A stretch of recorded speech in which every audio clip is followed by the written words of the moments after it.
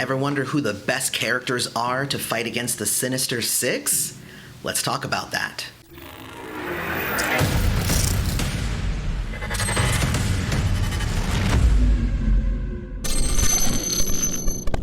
Hey everybody, welcome back to MPQ Mastery, where we help you destroy more gems.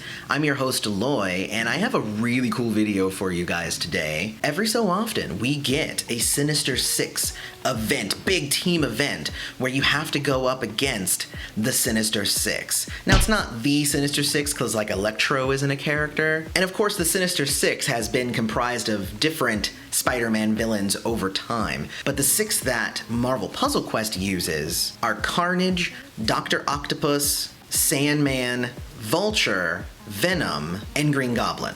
And I actually love that all of these characters, after being introduced as villains, eventually became playable. I love that. I think the Green Goblin is the only one that I'm still kind of working on a little bit, but all of them are actually pretty cool playing as them now in your own games. But I thought, let's go ahead and make a video about the best strategies to kind of go into this team event and really win it. Interestingly enough, a lot of these characters are really just, hey, get in there, hit them hard and fast, and you'll eventually win. There are a couple of exceptions to that rule, but the Sinister Six aren't necessarily that difficult to defeat themselves. And when you go against them, they are randomly put in two sets of three, so you don't even know what combination of the three you're gonna be kind of going up against. But what I'm gonna do is I'm gonna give you three characters that I feel are good against each of the Sinister Six. And these three aren't necessarily supposed to be like in a team or anything like that, but just characters that you need to start thinking about their abilities and how they relate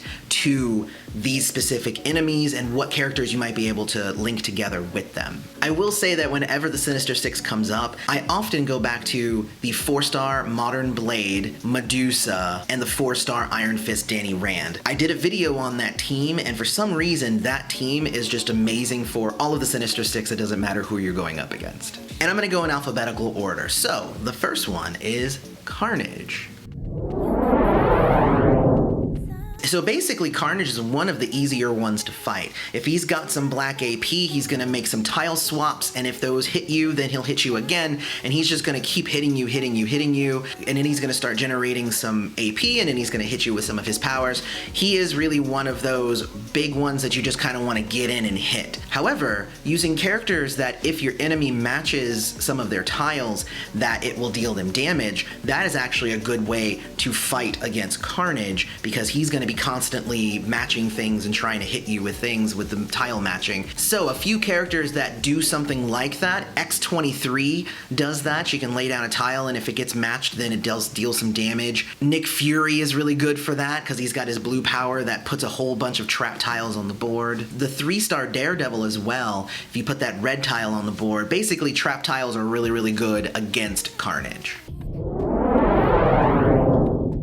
And Doc Ock is kind of one of those quirky ones that you need to be careful about how you engage with him. He places a nuclear reaction tile on the board that you cannot match until you get rid of all of his tentacle tiles. And until you destroy the nuclear reaction tile, he is immune to damage. So he can be a little tricky depending upon what characters you bring in there. Mainly you want to bring characters who can destroy choice tiles, not just randomly, into the mix. So for me, that includes 3-star Black Widow, the 4-star Totally Awesome Hulk, or characters like Okoye. The cool thing about that is you can even destroy the nuclear reaction tile using these abilities, bypassing the need to get rid of the tentacles. So that is actually a huge deal when going up against Doc Ock.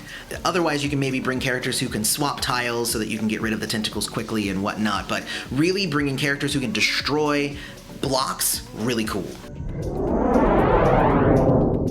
Green Goblin is one of those hit him fast, hit him hard kind of enemies.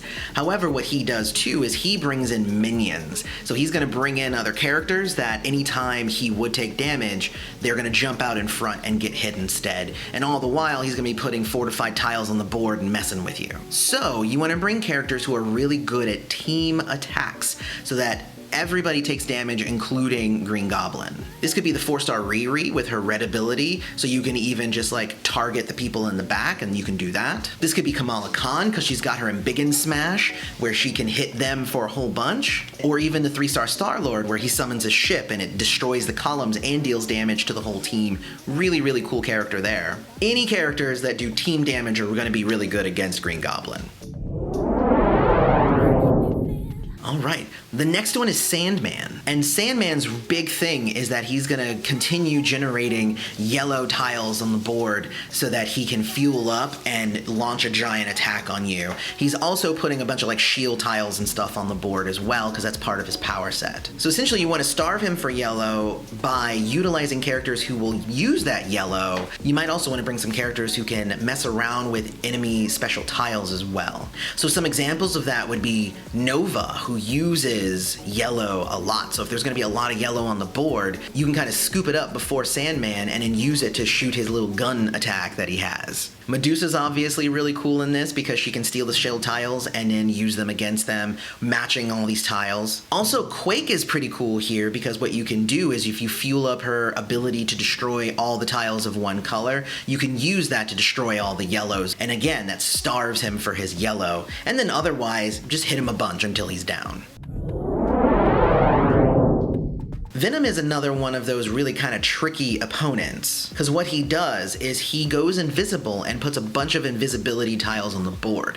Once you destroy all of those invisibility tiles, he becomes visible again and then you can hit him. But if you wait too long in destroying them, he's going to launch a giant attack from his invisibility that hurts quite a bit. So the 4-star Modern Blade is kind of the big one here fighting against Venom. You want to build up as much red as you can, and then he starts doing his Blood Fury attacks.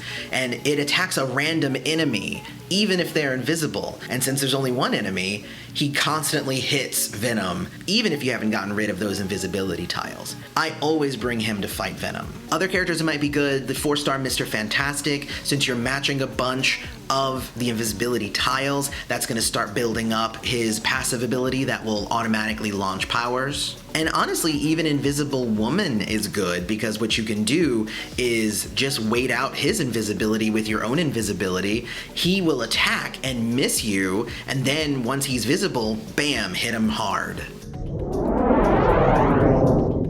And the last of the Sinister Six that we're going to talk about today is Vulture. So the big thing that he does is if you wait too long to take him out, he's going to go airborne and then come back down and hit you hard, just like the playable character, but he's actually not even as good as what they made him as a playable character. He doesn't really have any super special things that he does or anything like that, so really, you just need to hit him hard. Just bring your heavy damage dealers that you can take them out quickly. Jessica Jones is a great one. Mordo is a great one. The X-Force Wolverine is a wonderful one as well. Anybody that you can bring in that's gonna deal tons of damage quickly before he goes airborne, because it actually takes a few turns for him to even build up the AP to do that. So those are my strategies for taking on the Sinister Six in Marvel Puzzle Quest. Let me know what you guys think of these strategies, and do you have any other tidbits that you can share with each other down in the comments. Otherwise, don't forget to check us out on Twitter at MPQ Mastery. And thanks for coming to MPQ Mastery. Go destroy some gems.